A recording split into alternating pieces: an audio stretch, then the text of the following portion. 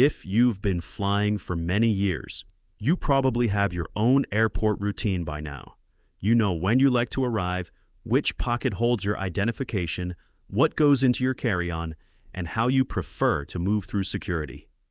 And experience usually makes travel easier. But there is something I want you to know before your next flight here in the United States.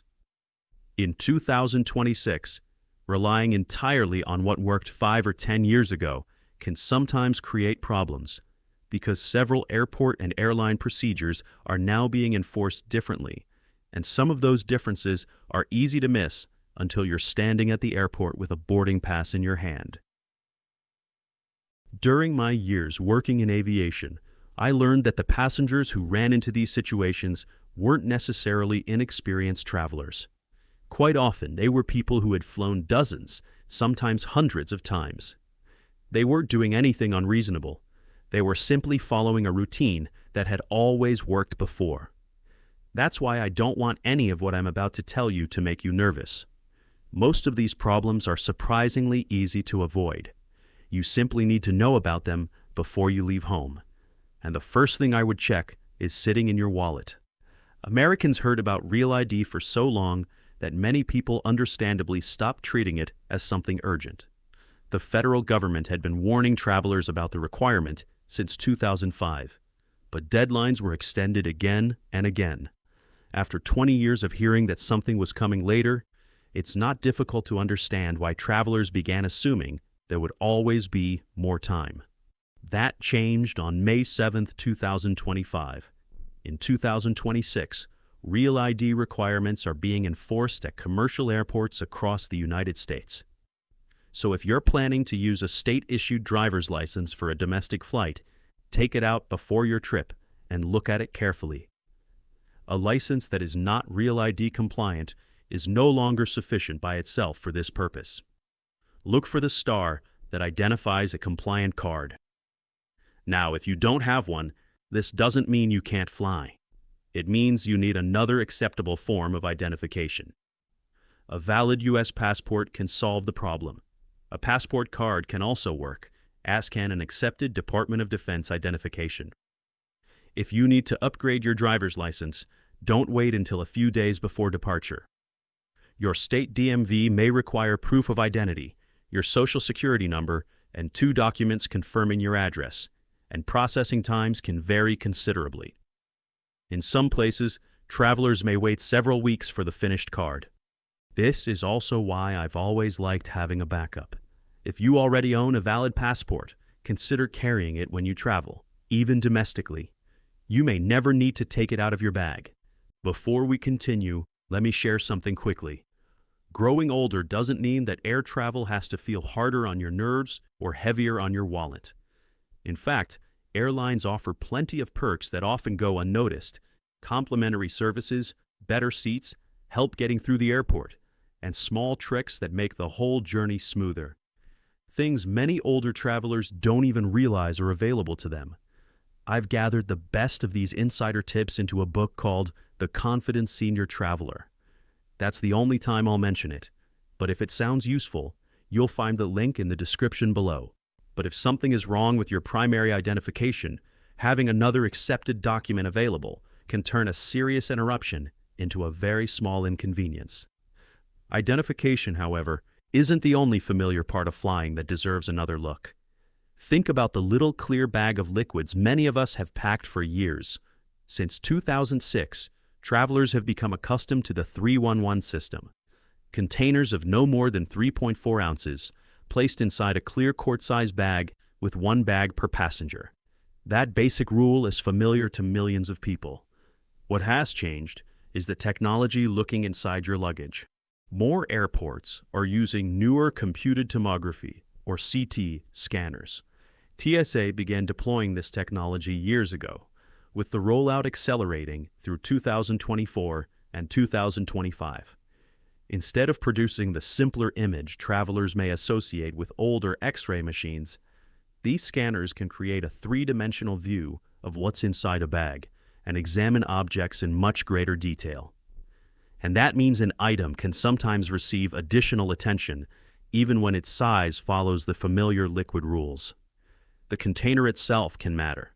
An opaque bottle, an unusual shape, or packaging that isn't easily interpreted by the scanner may result in an officer taking a closer look. The liquid may be perfectly acceptable. The delay comes from determining exactly what the machine is seeing. Imagine arriving with every bottle carefully measured and still spending 20 extra minutes while one container is examined. You haven't necessarily done anything wrong, but those 20 minutes suddenly matter when boarding begins. So I would make your liquids as easy to inspect as possible. Simple, clear, soft-sided travel containers can make life easier than opaque, metallic, or unusually shaped packaging. And keep that liquids bag somewhere you can reach quickly instead of burying it underneath everything else. If you're carrying prescription liquid medication, keep it in its original pharmacy container when possible, and carry the appropriate medical information with you. A printed medication list can also be useful. And don't assume putting questionable liquids into checked luggage automatically avoids screening. Checked bags are screened as well, and an item requiring additional inspection can delay the luggage even while you continue toward your gate. There is another category that causes confusion because different airports can feel inconsistent: electronics. For years, travelers learned one simple habit: take out the laptop. But depending on the checkpoint and scanning system being used, larger electronic devices can receive similar attention. Tablets larger than about 7 inches, large-screen e-readers, portable gaming devices, and in some situations, larger phones or devices inside thick protective cases may be flagged for removal. The reason is fairly straightforward. Electronics contain dense components, and dense objects can make it more difficult to see what's around or underneath them. The frustrating part is that something you left inside your bag at one airport may be treated differently somewhere else. That's exactly why experienced travelers can be caught by surprise. You remember doing something successfully on your last trip, so naturally you assume the procedure will be identical on the next one. I prefer a simpler approach. Keep larger electronics together near the top of the bag. If the officer wants them removed, you can have everything out in seconds. Tablet, e-reader, portable entertainment device, battery pack, and laptop. Organize them before you arrive at the checkpoint, rather than searching for them while a line of passengers waits behind you. That little bit of organization matters more than people realize. Now let's move from security to the gate, because technology is changing things there as well. Paper boarding passes haven't disappeared, but digital identity and credential systems are becoming increasingly common. By 2026, the original video reports that more than 60% of U.S. airports have upgraded to digital credential scanning systems at gates that can compare boarding information with identification in real time. And computers are far less forgiving about names than people are. For most of your life, perhaps everyone has called you Bill, Bob, Jim, Peggy, or another shortened version of your legal name. To another human being, the connection may be obvious. A computer doesn't necessarily think that way. If your government identification says James and the reservation says Jim, that discrepancy can attract attention. Even something as small as a letter difference, a missing middle initial, or a nickname instead of the legal name may create a hold that has to be resolved. That doesn't necessarily mean you're going to miss the flight. Often it simply means an employee or supervisor has to confirm the information. But why spend those minutes at the gate when you can prevent the problem at home? Whenever you book a flight, enter your name exactly as it appears on the government identification you're going to use. Then, look at the confirmation after you've booked it. Don't assume you typed everything correctly. If something is wrong, contact the airline before departure. According to the information in the original video, many carriers will correct a genuine name error without charging when it is caught at least 24 hours before the flight. And when you're at the airport, keep your identification and boarding pass accessible until you're completely finished with the process. There's no prize for putting everything back into your wallet 5 seconds early. The next issue can be considerably more expensive, and it involves something many experienced travelers have owned for years: the carry-on suitcase. Airlines haven't suddenly invented carry-on dimensions. Size restrictions have existed for decades. What has changed is how consistently those restrictions are being checked. More travelers are seeing sizing frames at gates, and gate agents may measure luggage that appears close to the limit. United, American, and Delta are among the airlines described in the original material as increasing attention to carry-on dimensions in 2026, with United specifically described as tightening enforcement following complaints about crowded overhead bins. This is where an old suitcase can become deceptive. You may have flown with the same roller bag for 10 years without anyone questioning it. That history doesn't change its dimensions. If an agent asks you to place it into the sizing frame and it doesn't fit, the fact that another airport accepted it last month may not help you. And once a bag has to be checked at the gate, there may be a fee. So, before your next trip, measure your suitcase at home. And don't compare it against a general number you found somewhere online. Check the published dimensions for the airline you're actually flying, because limits aren't identical across Southwest, Delta, United, American, and other carriers. If your suitcase is right on the edge, at least know that before you arrive. There is another precaution I strongly recommend.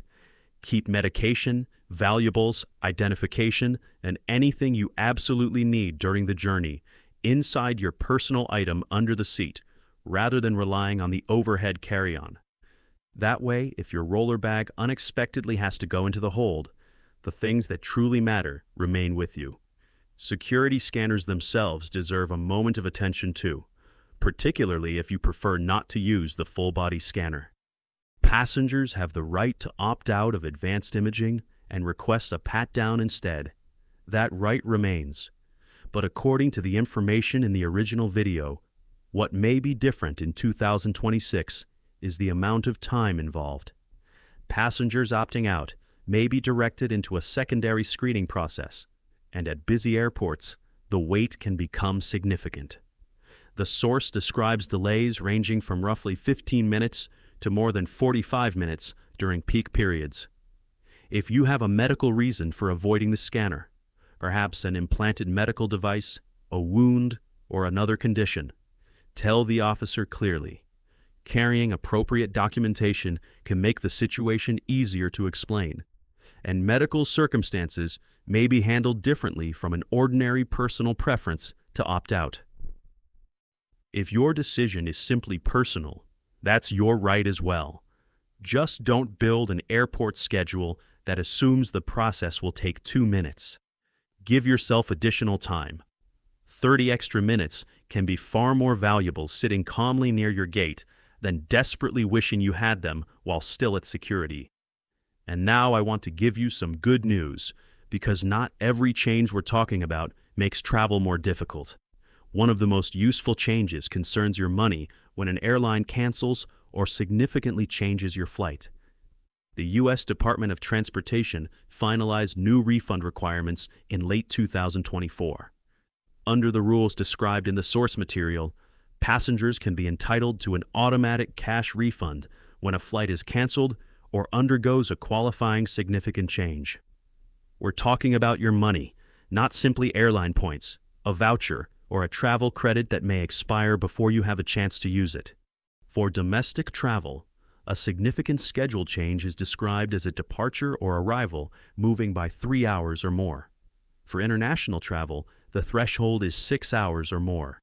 Significant airport changes, additional connections, and cabin class downgrades can also fall within the rule. This is important because travelers became accustomed to accepting whatever alternative appeared on the screen. Flight canceled? Here's another flight. Here's a credit. Here's a voucher. You don't always have to accept that automatically.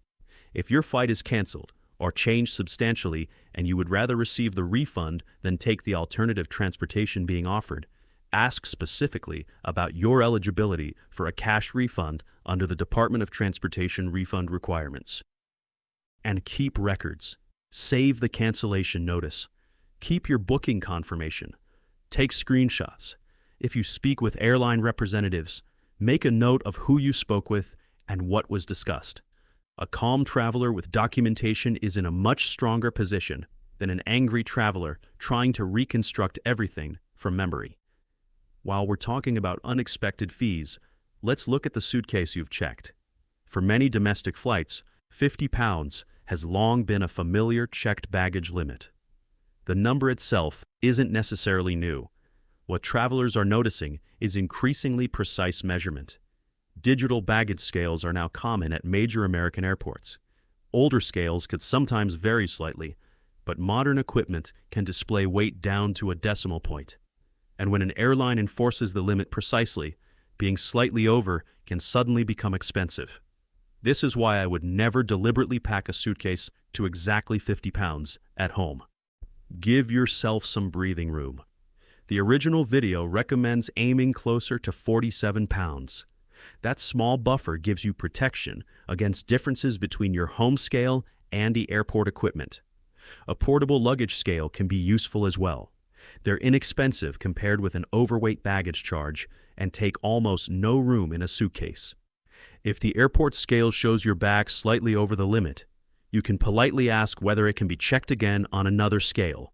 And if necessary, you can usually move an appropriate item from the checked suitcase into your carry-on, provided that item itself is allowed there, and your carry-on remains within the airline's limits.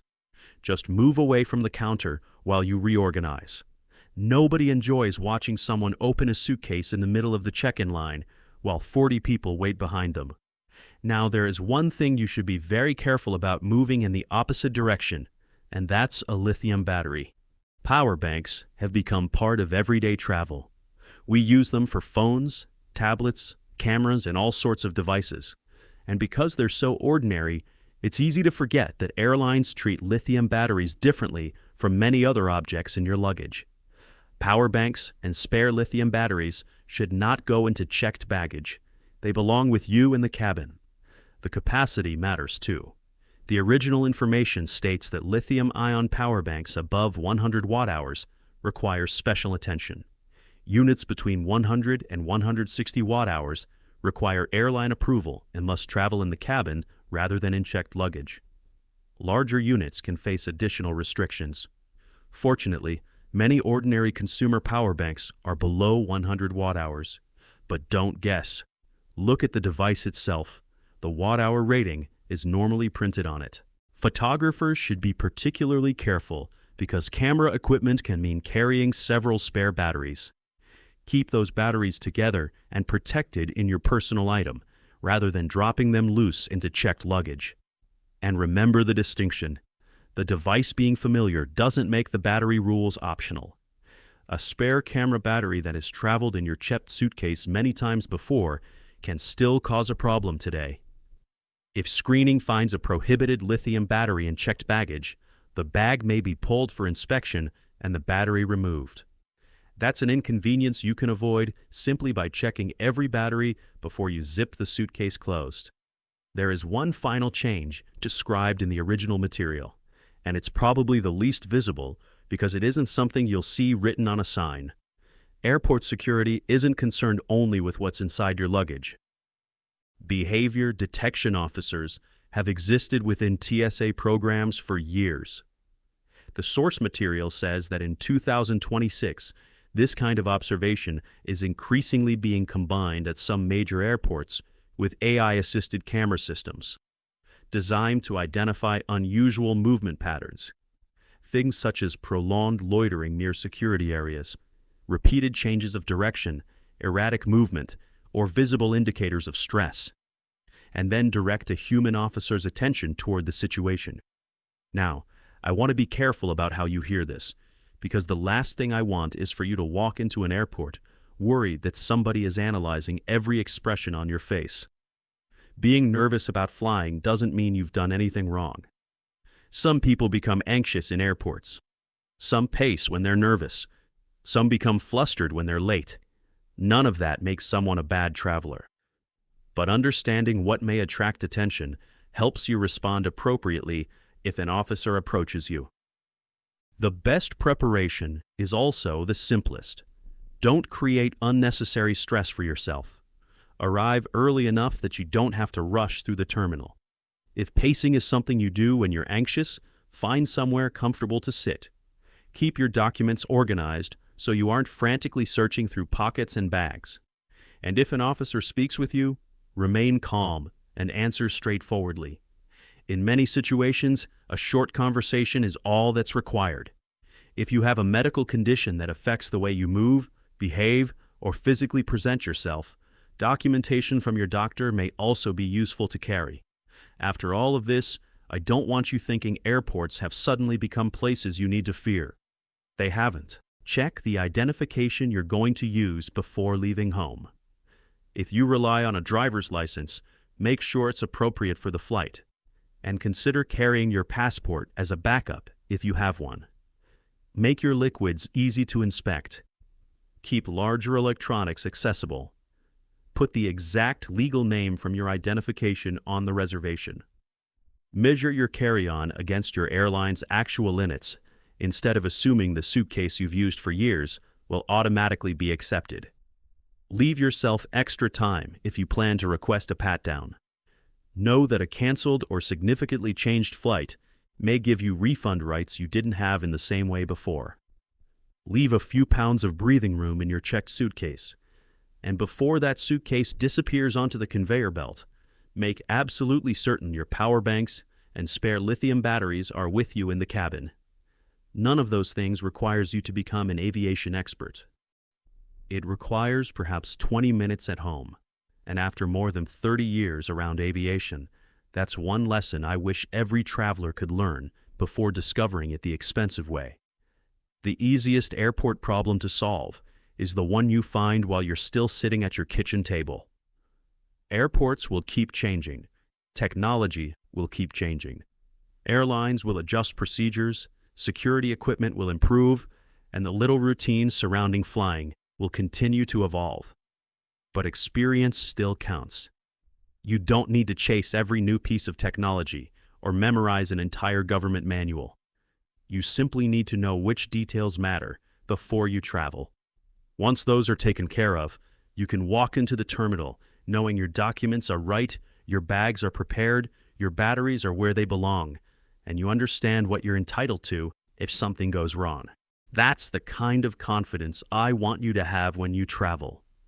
Not because airports have become simpler, but because once you know what to expect, they become much easier to handle. If you found this video helpful, please click the like button. We would also be happy to hear about your experience with the topic discussed in this video. By sharing your experience in the comments, you may help other people too. Follow our channel for more useful and easy-to-follow videos. Thank you for watching, and have a wonderful day.